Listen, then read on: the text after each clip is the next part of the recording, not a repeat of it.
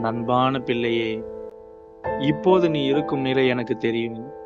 யாரிடமும் சொல்ல முடியாமல் உன் மனதுக்குள் எவ்வளவு வலியை சுமந்து கொண்டிருக்கிறாய் என்பதை நான் அறிவேன். என்னை புரிந்து கொள்ள யாருமே இல்லையே, என்னை உண்மையாக நேசிக்க ஒருவரும் இல்லை, எல்லாரும் என்னை விட்டு விலகிவிட்டார்கள் என்று நீ அழுது கொண்டிருக்கிறாய். ஆனால் பிள்ளையே, நீ தனியாக இல்லை என்பதை முதலாவது நீ உணர்ந்து கொள். நான் உன்னோடுதான் இருக்கிறேன். மனிதர்கள் உன்னை மறந்திருக்கலாம், உனக்கு பிரியமானவர்கள் உன்னை விட்டு விலகி இருக்கலாம், நீ நம்பியவர்கள் கூட உன்னை ஏமாற்றி இருக்கலாம்.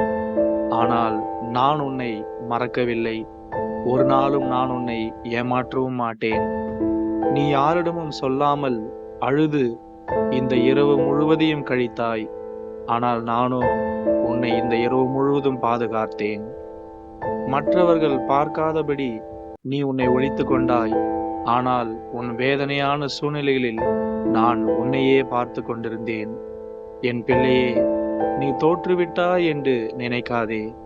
உன் வாழ்க்கை இங்கே முடிந்துவிடவில்லை. உன்னை எல்லாரும் கைவிட்டாலும் என் கரங்கள் இன்னும் உன்னை தாங்கிக் கொண்டிருக்கிறது. நீ விழுந்த இடத்திலேயே கிடக்கப் போகிறதில்லை. நான் உன்னை நிச்சயமாக தூக்கி எடுப்பேன். என் கையை பிடித்துக்கொள். மீண்டும் எழுந்து நடக்க நான் உன்னை தூக்கி விடுகிறேன். உன்னுடைய கடந்த காலம் உன் எதிர்காலத்தை தீர்மானிக்காது. நீ செய்த தவறுகள் உன்னுடைய மதிப்பை நிராகரித்து விடாது. நான் உன்னை மிகவும் நேசிக்கிறேன்.